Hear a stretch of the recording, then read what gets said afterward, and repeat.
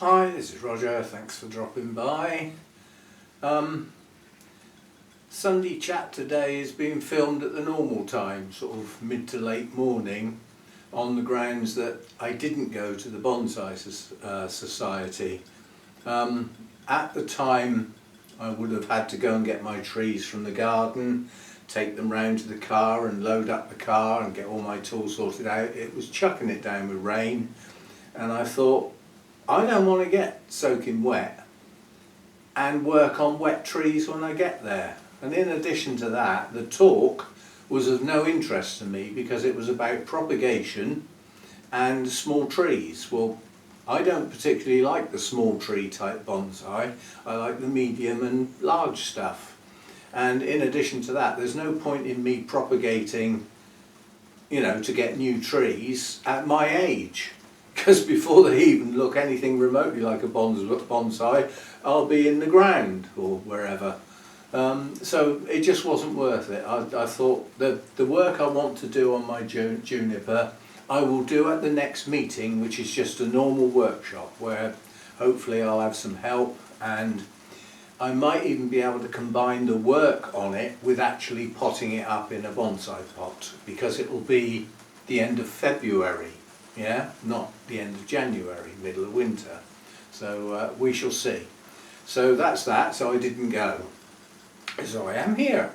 The time of day I film this doesn't matter too much, quite honestly, to people viewing the video, apart from those who get up relatively early on a Sunday in the States, which is at least 6 hours different to us, and actually go out for the day and they want to watch before they go.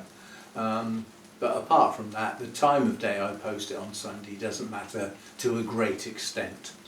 Nonetheless, we'll be working to normal times now.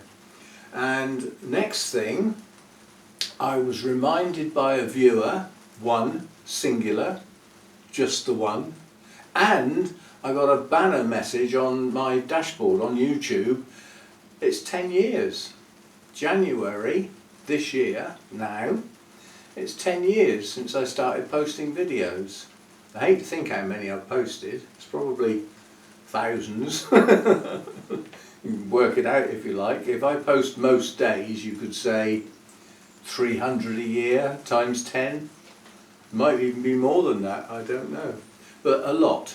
And then if you look at the number of hours involved, because most of my videos, you could probably average them at sort of 20 minutes to half an hour. So there are some really short ones, but then there are some, heading up towards the hour, like a fair few of the Sunday chats do.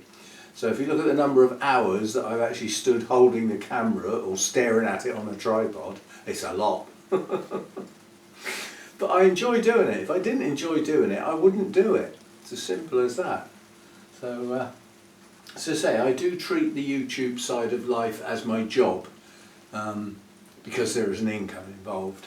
So anyway, that's why I'm here, and celebrating 10 years worth of Roger's Orchids. Or channel names changed a couple of times along its way, but it was Roger's Orchids.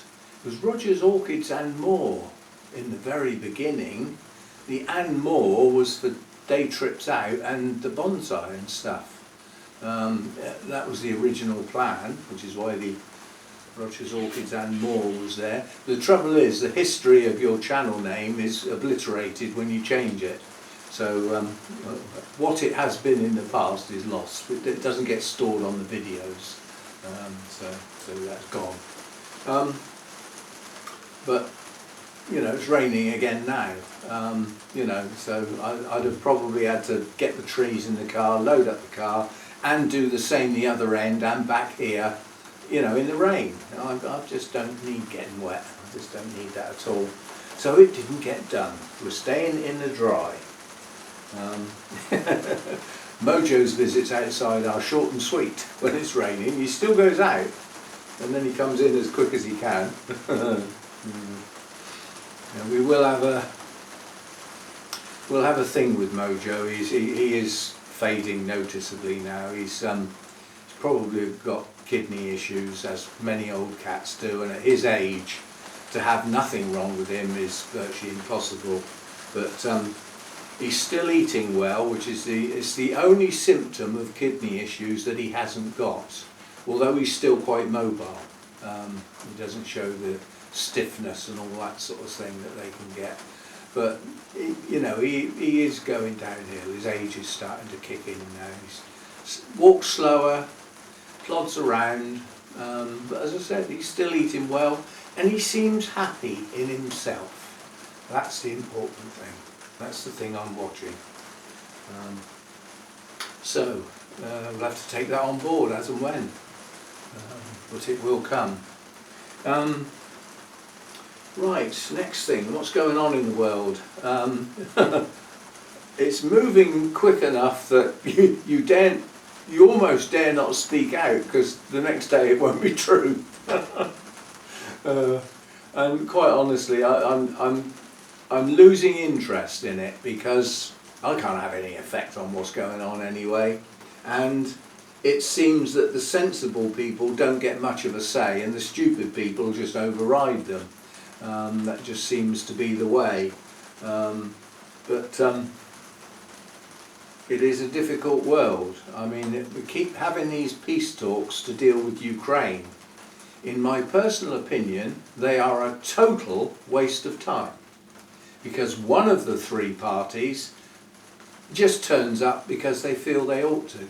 They're not going to change their views, they're not going to change their ways. They're going to carry on doing exactly what they have been doing for the last 4 years. There is no sign of them changing, in fact they're getting worse. So what's the point of sitting down and trying to talk to people like that? And this is where the intelligence level is questionable, because if I can see that, and I'm just an ordinary person, why can't the other members that keep going there and talking, why can't they see it? I suppose there's always hope. Yeah, when hope is lost, well, you just give up, don't you? But I can't see there being an end to it. Not as things stand at the moment.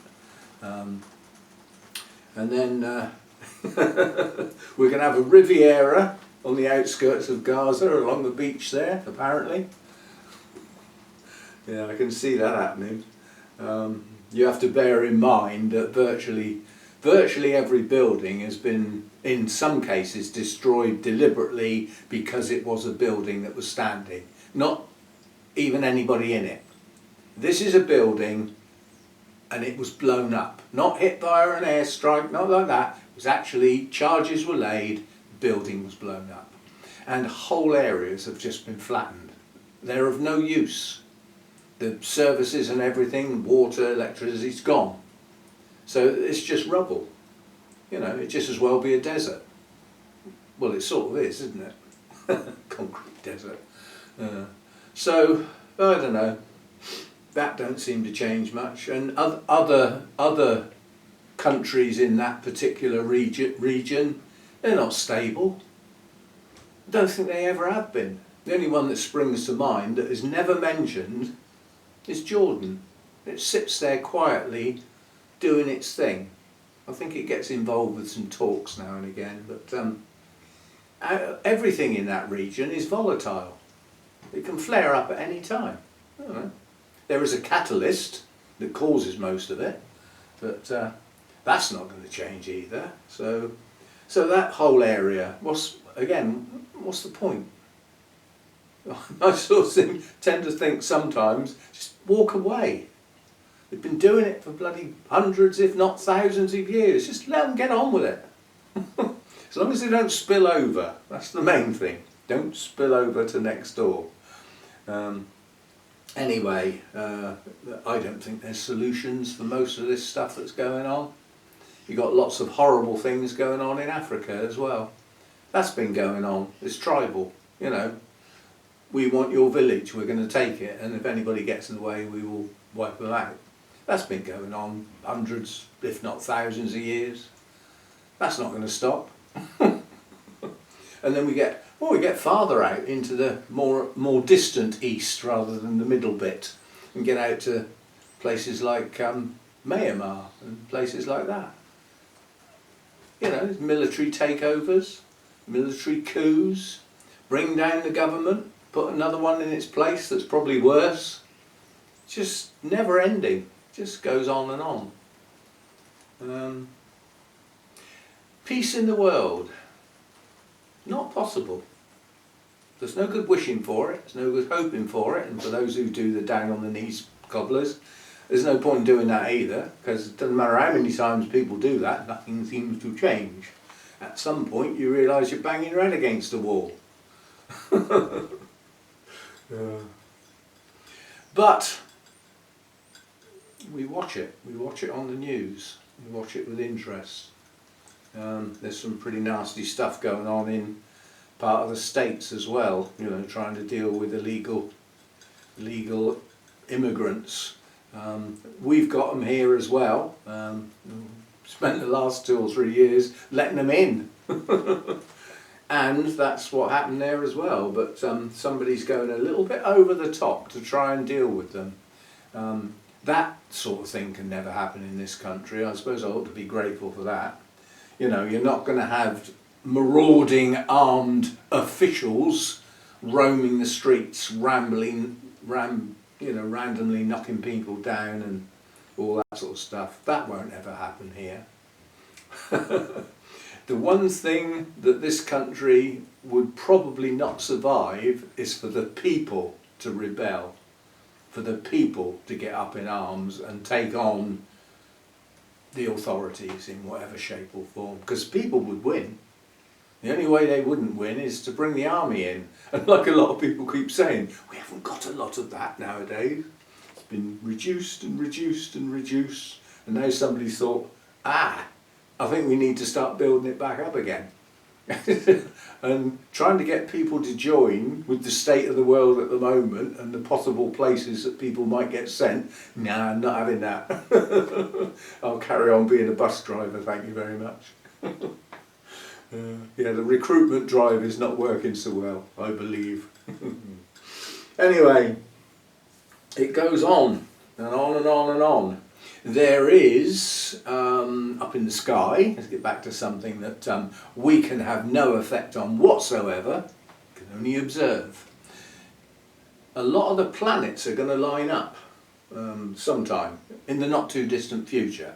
So that's not a one-off event, that's not just for one night. So you might actually get to see that, because normally when there's something going on in the sky in this country, it's cloudy and you don't see anything.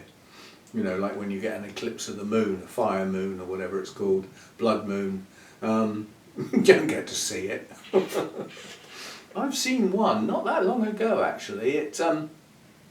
The actual full eclipse of the moon was below the horizon, and the eclipsed moon, the fire moon, the blood moon, as it rose it was still fully eclipsed, but it only stayed like that for 20 minutes and then the eclipse was lost, so it started to go back to its normal colour. And I saw it from a point where it was relatively high, but the eclipse was obvious. I was driving back from dropping Hannah off, and a lot of that journey, certainly at the beginning, has got hills in the way, so until it sort of got up in the sky I couldn't see it, and it was cloudy, and then the clouds cleared and I thought, there's the moon, I've missed it. You know, but what I hadn't appreciated was it was a crescent moon, and as I drove home it became a full moon in that journey, in that time. So by the time I got home it was a full moon again. That was nice. But I didn't see the red bit. I still have never seen one of those. Same as the meteor showers that we get. Those are regular, those are the same sort of time every year. Some years are better than others, but I've still yet to see one. Most of the time I'm in an area where I wouldn't see much anyway, because I tend to live in, you know, urban areas where there's street lamps and people's house lights, you know. Some people don't care about the cost of energy because they've got lights on the outside of their house all night long. They turn them off when they go to work in the morning. What were they on for? Well, we might get a visitor. Well, if you get a visitor, they knock on the door and you can turn the light on. Then turn it off again. Light pollution. It's nice here because out in the back garden, if next door haven't got their lights on, their outside lights I mean, it is quite dark here. Because the nearest street lamp is blocked by this pair of houses because it's sort of over there. And then the next one is a long way off, it's over by the big house over there. So it's quite dark out here, so on a clear night you can go out and stand in the middle of this garden and see a lot of stars, you know, and planets if they're around. They just look like big stars most of the time. Yeah. But I enjoy stuff going on in the sky. I like going out and saying, like, you know, that some of the names, like Cassiope, you know, the plough, or Big Dipper as some people call it, Pleiades, the seven sisters. There's about 40 of these seven sisters apparently. If you get a big telescope out, there's a lot more than seven. There's just seven large ones, and with the naked eye, that's normally what you can see. And picking out Orion, you know, with the belt and the sword. And I like doing that. I just enjoy being able to identify. You know. But it's always worth appreciating that the stars that make up these constellations, they're nowhere near each other. They're not even relevant to each other, if you see what I mean. It's like Orion's belt. Those three stars are not next to each other, they're like that sort of thing. They're nowhere near each other. They're nowhere near us. A lot of the stuff you see in the sky could have gone hundreds of years ago and no longer exists. And the light that's travelling from them, you know, is still coming. The back end of it, where it goes out, hasn't got here yet. They're that far away. These sort of distances are almost beyond imagination, aren't they? It's like they say, you know, if you start looking at those sort of distances, you're looking back in time. It's not just a distance. Looking back in time, because you're seeing things as they were a long time ago. The reality of what's there, we can't see. It's too far back. Fascinating. Mind-boggling. Yeah. Right, next, we've done the 10 years. I will do it now, even though I do my thank yous at the end. I've had to adjust the roll call at the end for the members, the YouTube members and the additional Patreon members that I was done, you know, to be fair to all members. I've had to amend it to take one out, which is sad. People leave for their own reasons. There could be many, I will never know. But it was somebody who commented relatively frequently, and it was also one of the higher tiers, which is, you know, it's a little bit of a financial loss for me. But, you know, I mean, I couldn't be putting money into channels. I haven't got spare money. So it's understandable if it's financial, and if there's something you've decided you don't like about the channel, it would have been nice to know. But anyway, we've lost a YouTube member. The trouble is now, all these people that suggested I put the names up, I've got a roll call, haven't I? So when somebody leaves, I've got to go and find out who it is and take their name out of the list, haven't I? Whereas I never used to do that. I never used to, yes I worry, but I never used to want to know who left, if you know what I mean. But now I have to, because I've got to amend the list. So I use my, you know, YouTube studio to go in and list my members out. And I have to start the video up and have a look at the roll call and pause it and tick them off, like that one's there, that one's there, that one's, oh, that's the one that's gone, and then edit it out. So, but in doing so, we gained a member. We didn't really. It's been that person's been a member for a while, and I missed them off the list, so that's naughty. So I apologise. It's you know, what was the name? Giovanna, I think it was. Anyway, somebody was missed off the list. They've been added in. So one out and one in. So that's that. I mean, I appreciate everybody who is a member, but on either side, and hopefully you can hang in there. I'd like some more people to become members, but you know, all I can do is ask, and people can think about it, and you know, times are hard, so it's not always that easy to make a regular contribution like that, I understand. like I say, I haven't got spare money to do that sort of thing, so but, I don't watch any channels that ask like what I do. Anyway, so that's that. Now out here, the watering frequency will now have to start to compress slowly but surely, because the amount of daylight is increasing, and if I can notice it, then the plants should start to notice it soon. You have to bear in mind, we sort of think of January, we get over New Year, and then we sort of think, right, it's January now, and the day lengths, the daylight hours will start getting longer. The winter solstice was back in December, 21st of December. So you've got all that bit of December and the New Year bit until we get to now. That's a lot of weeks, and the changes, the daily rate of change is increasing. So when we start getting into February, we really will notice the difference, and the daylight hours increase. Still nowhere near what tropical orchids would normally be used to, nowhere near it at all. But we go down to nearly as low as 7.5 hours in that winter solstice, that sort of period, couple of weeks either side. And those are not usable daylight hours as well. That's sunrise to sunset. Well, you get a dull, miserable day when it rains all day. You hardly know that the sun's come up as far as plants are concerned, because the amount of light changing is not enough to trigger anything. You can understand why they slow right down or stop growing. And what do we not do when they're slowed right down or stop growing? Don't keep chucking water and feed on them. You're not going to use it. You're more likely to lose plants in the winter by too much water than at any other time. I mean, even, you know, if you get a bit of sunburn on the leaves, you'll get new leaves. If the plant's happy, the plant's healthy, those leaves will one day get replaced. You lose your roots, it's not so easy, because you can lose your plant then you don't ever see those blooms again. So go steady with your watering, as I do. I'm leaving bigger gaps between my watering this winter than I've done before, and I haven't lost as many plants this winter, and the ones I have lost were very frail going into winter in the first place. So, you know, we haven't lost any reasonable plants, only plants that are either difficult to grow or just weren't healthy.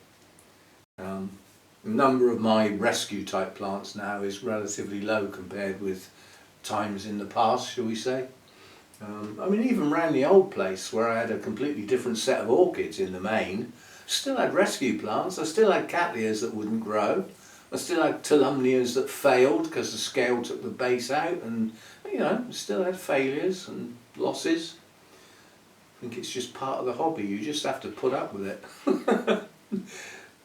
I'll give you a method where you probably won't get any losses at all, ever. If you know what you're doing to a degree, you don't need to be an expert or anything like that. The way to do it is to only own one Phalaenopsis orchid and look after it. You'll probably keep it alive forever. It'll live longer than you will. And then you won't get any losses because you've only got one. It seems the more you have, the percentage of losses. If it's only 1 or 2% of your orchids that you lose, say on an annual basis, you know, well, if you've got 200, you can give it a number, can't you? You know, you've only got one, it's either alive or it's not.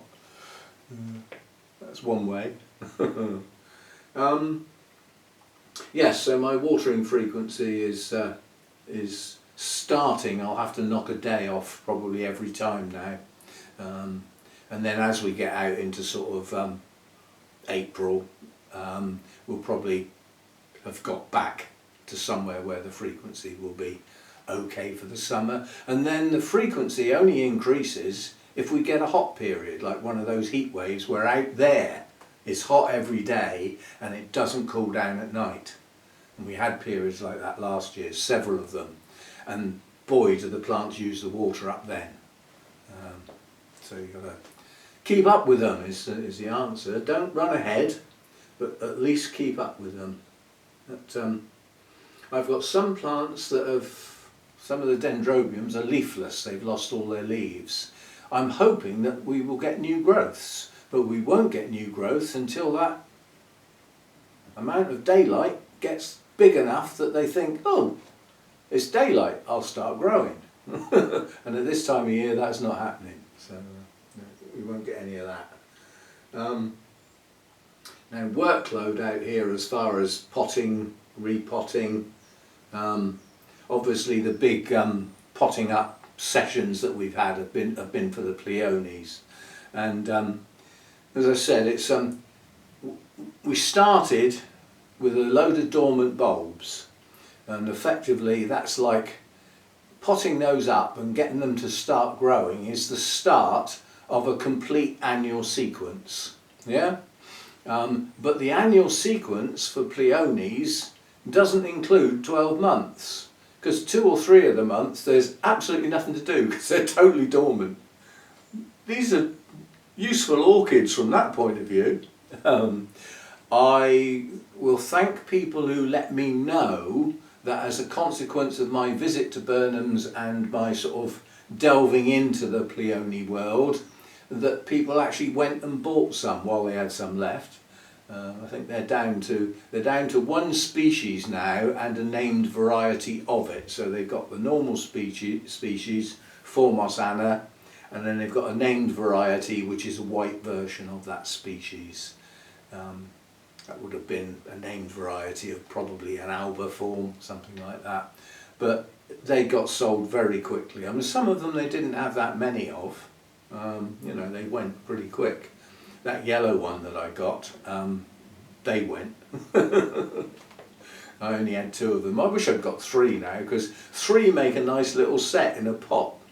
2 don't. 3 look better. 5 look good. But you know, you're clocking up the money because they cost per bulb. They don't sell them by the potful. Which sort of made me think, you know, there's some of the ones I got at my Mather's visit last year, you know, you pay sort of like 30 quid. For sometimes unique plants, you can only get them there, you know, until people start clumping them up and then part with some. Then that's the only place they are. They're their own hybrids or part of that national collection in some cases. But yeah, I mean one of those that I bought, okay, it was 30 quid, it sounds a lot. But there were 3 flowers. So this year, you know, last year, sorry, I had 3 new bulbs from the bulb, you know, so where there was 1 there was 3. And I'm hoping that I can put vigour into mine this year by feeding high, keeping them hydrated permanently, no drying out or anything like that, and just fire them up and see how big the bulbs are at the end of this growing season. It's all a learning curve. I mean, at the moment, the coffee's nearly cold. At the moment, we have 1 heads that's pushing ahead of the others. Now this is Pleonie Zeus, and these bulbs were bought in by a member of the Orchid Society, laid out on a piece of paper with a message, help yourselves. Now you don't get, you know, that's can only happen at a society or something like that, or if you've got a friend or something, yeah? So I took 3, and if you look, all 3 of them are coming into growth. You've got these little pointy bits breaking out of the sheaths. So this one's in advance of all the others. There are a couple of other shoots, but you know, like this shoot is nearly as high as the bulb now. So I will start watering this one a little bit more often, because it's a clay pot, so it's going to evaporate water through the clay itself. And also, you know, this is brand new media, so it won't hold much water, but with the moss in there, it will hold some. So I'll keep my eye. That's the first one that's, I would say, is progressing. So this is where it starts in this pot. And if all 3 of those shoots are going to be flowers, I don't know how long, I don't know how far away they are. This is the first time I've done this, so I don't know how long it takes from those pointy bits breaking the top of the media to actually forming a bud and opening a bloom. We will find out together, because I will do regular updates. Where did that tray go? Ow. Ugh.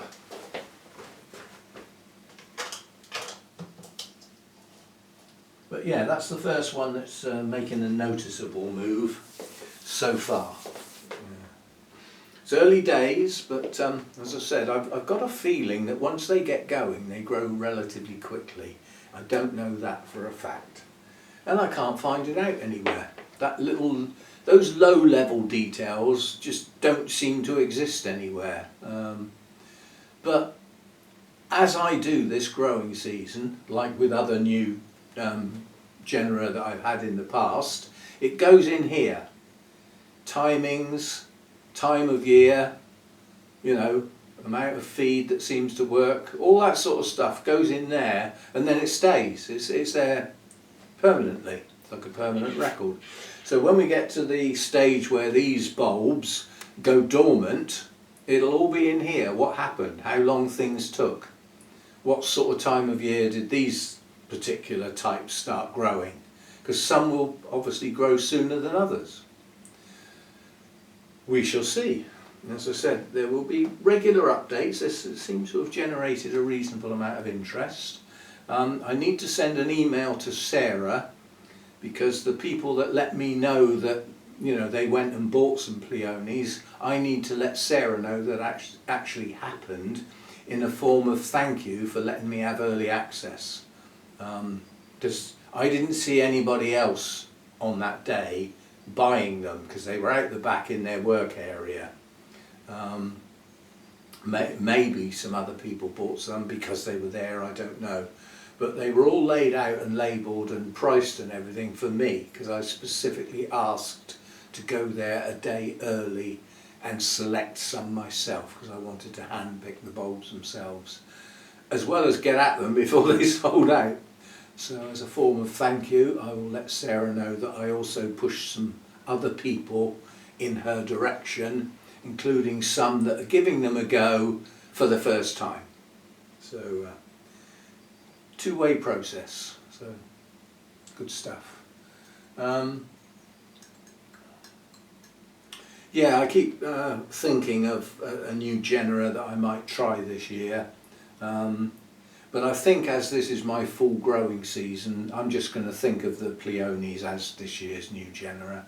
Because although the plants, the bulbs were bought last year, I didn't get them going, I didn't get them to flower. You know, this will be my first proper year with them. So we'll do that, because I can't think of any other genus that I'm interested in that will grow in here. That's the thing, is I think of lots of stuff I'd love to grow, but they won't work in here because they're top end intermediate heading towards warm, and I can't do that. They won't like the winter. And there's no point in keep buying plants knowing they're going to fail, if not do badly, or just not progress for the winter time. And these are not short winters in the UK. The daylight hours dictate quite a bit of what goes on in a grow room like this, in a conservatory. And you know, you're looking at 5 months where the daylight hours are less than ideal, and 2 of those months they're just rubbish. It's just hardly worth bothering with. As I said, by the time the plants have woken up and blinked and put their sunglasses on, it's time to go to bed again. You know, it's just not good. And I can't do artificial lighting, it just wouldn't work. I'd have to have so many lights, and the amount of wires would be ridiculous. So that's not happening, and that's cost. And we don't, you know, we keep costs to our absolute bare minimum. If I had money coming out of my ear holes, then yes, and obviously I wouldn't be so interested in keeping members going and stuff like that. But I haven't. Relatively fixed income, and that's it. This is the only variable, and it's nice to keep it going. I love dead leaves when they come off like that. I'm one that I don't like leaving dead leaves on plants. I like to take them off. Same as when you start getting a leaf that looks as though it's fading. Well, once it loses its green over half to 2/3, if it's lost its green, it's not functioning. It just as well come off. It stops the plant trying to push stuff up there. There's no point. It's not doing the job anymore. So, right. Now, I would like to think that this plant that Insa organised for me might bloom this year, but I don't know whether it will or not. It'll be later in the year if it does, sort of April, May time. But it's certainly grown a lot since I got it. This is Dendrobium hercoglossum, and it's continuously growing. Virtually all the canes on here are growing and are therefore increasing in length and size all the time. That is going to come out of that pot later in the year, not now. Even though it's growing, it won't have the push of the right amount of daylight hours to keep it going strong. So disturbing the roots now probably wouldn't be a good idea. But I want it out of this coconut husk, or part of. Apparently the method of not destroying the whole root system is to either wait for it to rot completely and then it will just peel off and fall off and hopefully leave a lot of the roots behind and not tear them off with it, or you divide it into 6 and take 3 pieces off every other piece, leaving 3 pieces on there with intact roots undamaged. So at worst you've damaged and lost half your roots, but you've kept half.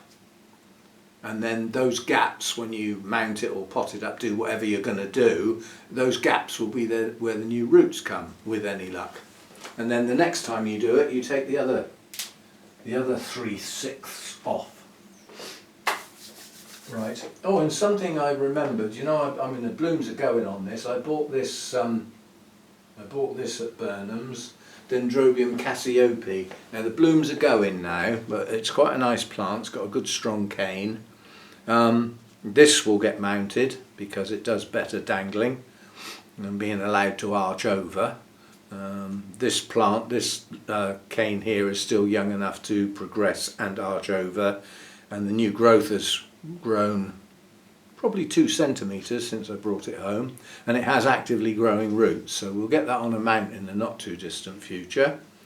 And if you go to my home page on my channel, now I don't know what the hell that would look like on a phone, but on my laptop, which is obviously landscape, the picture across the top is this.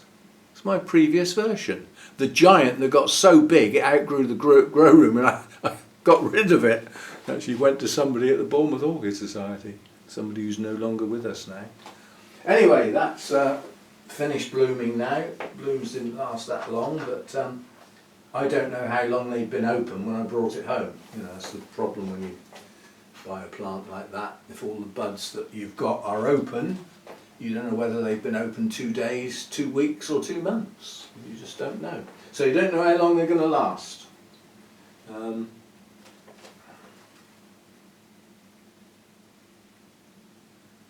Oh, I lost another of the mature Disa plants. It rotted. And I found out that it was entirely my fault, because it was underneath that large mounted Dendrobium, and when I watered it, it was dripping straight on the crown of the plant. Of course, without the natural airflow of the mountain sides and stuff, it just rotted the plant. So that was my fault. So we lost a mature plant in one of the pots. I forget which one it was, but so consequently we moved them farther back away so that they don't get dripped on, because obviously that's not a good idea. We haven't got many left. We don't want to lose the ones we've got, so I'll keep my eye on them. And there's another job to do that's, I suppose it's gardening really, because my Sarracenias, apart from that one, are actually outside. All of those have got to be repotted. and some might get split. And if I split them, I'm going to take them into the Orchid Society and see if I can get other people interested. Because if they belong to the Wessex Orchid Society, they don't live that far away from where we meet. And the Hampshire Carnivorous Plants place is just up the road. So if I can spark a few people's interests, they've got a place to go and see them being grown, and chat to the guy that owns the place and everything.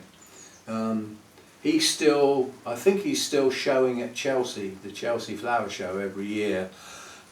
And he's been doing it for donkey's years, and virtually every year he wins a gold medal. His plants are stunning. And there's the thing is, when you're going to do a show like Chelsea, you want your best plants. You know, well, when you've got 2,000 plants in a huge big greenhouse, your best ones are going to be really good, aren't they? If you can choose, you know, whatever it is, 30 or 40 out of that number, you're going to get some good ones. See, a lot of people, when they take an orchid to a show, to put it in a show at either the society or one of the bigger shows sort of thing, it's often the only one they've got that's suitable. It's not necessarily their best plant, it just happens to be the only one that's suitable to go, that's actually in bloom at the time of the show. I mean, many people have told me, my what's-it was 3 times better than that. It's an absolute stunner compared with that one. That one's got a first as well, but the blooms dropped a week ago. Well, that don't work then, does it? Can't bring it in from a week ago. That's what that sort of thing is can be very frustrating. I've known people with Phragmopediums are the worst, some of the worst. They've got an absolute stunning bloom, and they're often sequential, so the next bud's showing and everything, but they've got an absolutely stunning bloom. They bring it to the show, set it all up, and just as the doors open and the public come in, the bloom drops off. And it's only got one. That's it. And I've seen that happen a couple of times. It's horrible for the person who owns it. I don't grow those. So, and no, I'm not going to start growing them because I don't particularly like them that much. Too much plant for not enough bloom. Although the blooms are pretty stunning, but they don't suit me. Yes, so that's about all out here. So things are starting to move in the garden. I will probably, if I can get a gap in the rain and a reasonable amount of light outside, I will probably do a garden video during the week, just to get something going on that channel, because it's been dead. You know, there's been nothing to film. There's nothing happening with the bonsai. The only thing I've got to do with those really is bring them in and clean the weeds off, perhaps redress the grit on the top, make them look tidy. But there's not much to do with those, and there's no point in doing it yet. It's a little bit too early. That's more a sort of towards the end of February job, really, tidying all up. And my incentive to get the bonsai looking great has gone, because everything's all squashed up together because I've had to clear the decking off. I sort of haven't got so much interest, because they're not going to look good where they are, because they're all squashed up together. All the, you know, the stands that I made and everything, they're, you know, touching each other and that, so it doesn't look that good at the moment. But we will get back into it when we get on with the decking, which I'm certainly not doing that in the rain. It's another thing that rain stops play. But I will try and do a garden video, because we've certainly got a lot of snowdrops showing now, and other types of bulbs. I think I saw some buds starting on some of the daffodils. So there's a few things to do, and obviously a chat about things to come, you know. So we'll maybe do an outside video. But it's a bit embarrassing, the garden at the moment, because that half of the garden down there hasn't had the leaf blower put on it. I can't use the leaf blower on the leaves when they're wet. They don't move, they stick to each other and they stick together. So until we get a dry period, I can't clear that part of the garden up. We've sort of had a bit of a go round here. But yeah, it's a lot being held up by the rain at the moment. And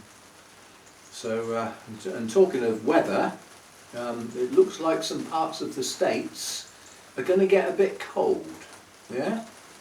Well, unless they've got total power outages and no alternatives, and they're sitting in their house when it's -20 outside, now you know what the people in Ukraine are feeling. Because that's what's happening to them virtually every night. It's like going back to World War II, isn't it? When people used to have to go down in the underground stations in London because it got bombed every night. They had to go and sleep in the underground stations. No heating, you know, freezing cold. Yeah. And what is it? 2026? And there's still people living like that. It's not good.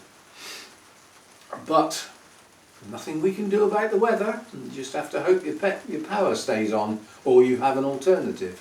I mean, if you rely on electricity and the electricity goes out, which it often does in seriously cold weather, as the power lines come down with the weight of the snow and ice and everything, that happens. Well, if you haven't got a generator that runs on something like diesel, then you haven't got any power. You know. If you talk about cold, one year when I was living in Swindon, I hadn't long moved there, and we had a bitterly cold period of sort of 2 to 3 weeks. We had about 2 foot of snow outside. I forget what year it was, but no, I can't remember. But basically, we had gas central heating, and the gas froze. Now, strictly speaking, the gas didn't freeze, and the gas pipes are deep enough in the ground, under normal circumstances, they remain at a relatively constant temperature, and it's fine. The cold ate down into the ground so much it formed condensation on the inside of the gas pipes, which then froze and blocked the pipes. So we had no gas, so we had no heating. So I've had a couple of periods where I've had no heating. It's not nice, depending on how low the temperature is outside. But, the trouble is, our news people, our newscasters, I've caught 2 of them out so far talking about the winter storm in the States. They've actually said the temperature wrong, because obviously in the States the temperature is all Fahrenheit, isn't it? Whereas everywhere else in the world it's centigrade. And over here people know centigrade more than Fahrenheit now, because it's been going so long. Even old timers like me, you know, we work in that. We haven't changed everything to metric, but that has sort of caught on, and you know, everybody's taught it in schools and not taught the alternative now. But you know, I get quite a few people leave comments on me, you know, on my YouTube channel, and obviously if they're American they put those temperatures in Fahrenheit, which confuses me no end, because I haven't used that for 30 odd years, you know. So it is confusing, and our newscasters have got that wrong a couple of times. Because if somebody says it's going down to -30, -30 in this country is not flipping funny. -30 in the States is only 2 degrees below freezing. And they're not the big degrees that centigrade is, so it's only just below freezing. Hardly worth talking about. So it does pay to get your F and your C correct, especially when talking about a heavy duty winter storm. It's going to affect quite a lot of people.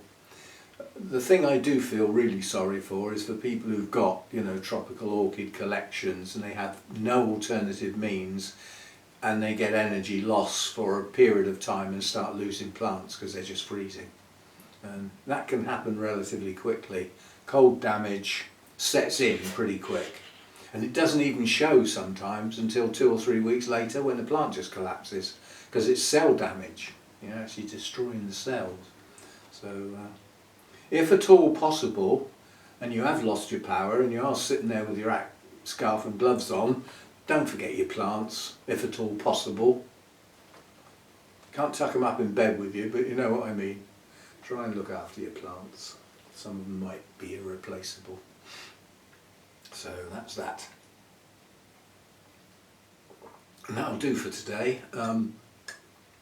Thanks for dropping by, thanks for being here, thanks for keeping my channel going, because without the viewers and the comments, what's the point? I stood here talking to myself. Well, I am, but you know what I mean. Strange concept, talking to a flipping camera. No, if you've never done it, the first time you do it, you know, I remember when I first started making videos, it's really weird. It's a really weird feeling because you're talking to nobody. There's nobody there. And if you shout loud, it echoes. Yes, so thanks for the memberships, thanks for my patrons, thanks for the YouTube members, and keeping that going in both cases. Thanks for your comments, thanks for your thumbs up, and if you're not subscribed, thanks for doing that. YouTube don't see that as important as it once was, but nonetheless it shows a measure of progress on a channel. It shows that it is progressing. And I mean, my rate of progression is painfully slow compared with some others. I get somewhere between 70 and 100 new net subscribers per month. So how long is it going to take me to get 1,000 subscribers? It doesn't do that, it does that. Like pushing water uphill with a rake, or herding cats. Love those expressions. But yeah, my rate of subscriptions is not high, but at least it's going up. And as I have to say net, because that's what YouTube give me now.